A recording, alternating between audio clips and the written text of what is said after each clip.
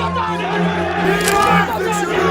आज से अपना अनशन तोड़ रहे हैं और युवा भी अपना हिंसा रोक दें। हिंदुस्तान की छत कहलाने वाला लद्दाख, जिसकी आज बहुत ही दर्दनाक और चौंकाने वाली एक तस्वीर आप सब लोगों के सामने आई है। राज्य की दर्जा का मांग करने वाले प्रदर्शनकारी और छठी अनुसूची का मांग करने वाले प्रदर्शनकारी, जिनका आंदोलन आज हिंसा के अंदर बदल गया है, जिनमें से 4 लोगों की जानें और 70 लोग बुरी तरीके से घायल हो चुके हैं। अब सवाल यह है कि असल में जो ये धरना था, ये अहिंसक तरीके से चल रहा था। अचानक लोगों के ऊपर बरसाई गई गोलियां और जिसके वजह से चारों तरफ हिंसा का माहौल बन चुका था। इसके पीछे आखिर कौन जिम्मेदार है और कौन है जो इसके ऊपर रिस्पॉन्सिबिलिटी लेगा? जिन 4 लोगों ने अपनी जान गंवाई है और जिन 70 लोगों ने अपना फ्यूचर गंवाया है, वहां तक वो घायल हो चुके हैं, इसके पीछे आखिर कौन जिम्मेदार है? लेह के अंदर बुधवार को हालात अचानक से बिगड़ चुके थे।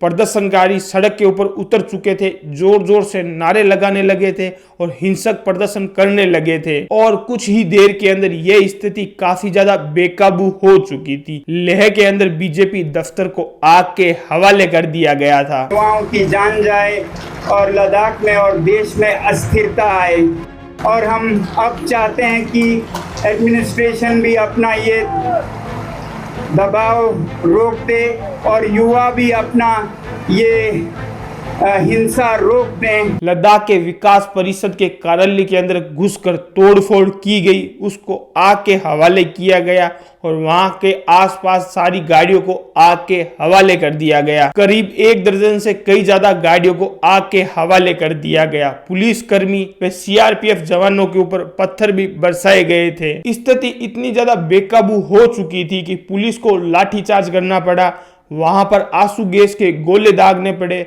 और यहां तक कि फायरिंग का भी सहारा लेना पड़ा था। और इन सब घटना के अंदर 4 लोगों की मौत हो चुकी है, 70 लोग घायल हो चुके हैं और 70 लोग घायल में से 30 लोग सिर्फ और सिर्फ अर्धसैनिक बल और पुलिस से तैनात लोग थे। इस आंदोलन का चेहरा बने हुए पर्यावरण संरक्षण सोनम वांगचुक, जो कि पिछले कुछ दिनों से भूख हड़ताल के ऊपर लगातार बैठे हुए थे, प्रतिदिन सैकड़ों लोग उनके साथ धरने के ऊपर लगातार बैठते थे, लेकिन जब से ये हिंसक प्रदर्शन हुआ है उसके बाद सोनम वांगचुक ने वो शांतिपूर्ण आंदोलन को तोड़ दिया गया है और यहां से ही राजनीतिक और ज्यादा तेज हो चुकी थी। गृह मंत्रालय ने सीधा सोनम वांगचुक को लोगों को भड़काने के लिए और उनको उकसाने के लिए सीधा सीधा जिम्मेदार ठहराया है और गृह मंत्रालय की रिपोर्ट के अंदर यह बात बोला गया है कि शाम करीब 4 बजे तक हालात पूरे रूप से काबू कर लिए गए थे। और सिर्फ इतना ही नहीं, वहां के कांग्रेस नेता और वहां के कांग्रेस कार्यकर्ता सदस्य ने भी इस हिंसा को भड़काने के अंदर पूरा अपना सहयोग दिया था। इन सारे प्रशासन के खिलाफ एफआईआर दर्ज की गई है और उनको यह बात बोली गई है कि जब उन्होंने उग्र रूप से भाषण दिया था, वहां की जनता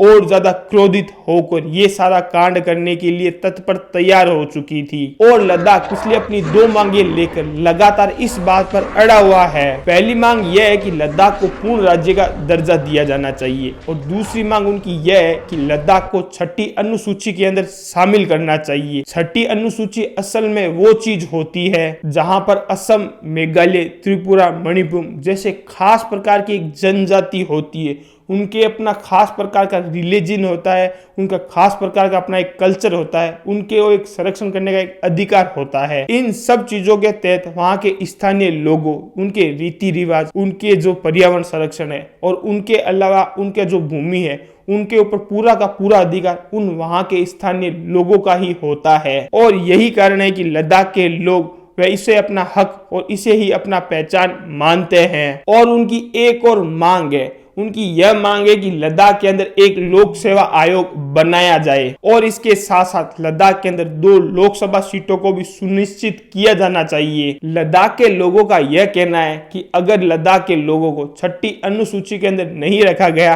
तो उनके रोजगार, उनके वातावरण, उनके पर्यावरण और उनके साथ तमाम प्रकार के संसाधनों के ऊपर खतरा मंडरा रहा है। जो लद्दाख आज देश की सीमा के ऊपर पैरा बनकर लगातार खड़ा हुआ है, आज वही लद्दाख अपने हक और अपने पहचान के लिए सड़कों के ऊपर खून बहा रहा है। सरकार और जनता के बीच लगातार लद्दाखियों के बीच एक खाई सी बनती ही जा रही है। क्या इस आग के अंदर सिर्फ और सिर्फ लद्दाख ही जल पाएगा या इसका असर पूरे देश को देखना पड़ेगा? आप सब लोगों को क्या लगता है? आप सब लोगों को जो चीज लगती है आप मुझे कमेंट सेक्शन के अंदर जरूर जवाब दीजिए और हो सके तो इस वीडियो को और ज्यादा से ज्यादा शेयर कीजिए ताकि हर एक लद्दाख वासी तक पहुंचे, ताकि हर एक सरकार के तरफ पहुंचे, ताकि उनको न्याय मिल सके और सरकार एक अच्छा डिसीजन प्राप्त कर सके। और इसी तरीके से अपना प्यार बनाए रखे।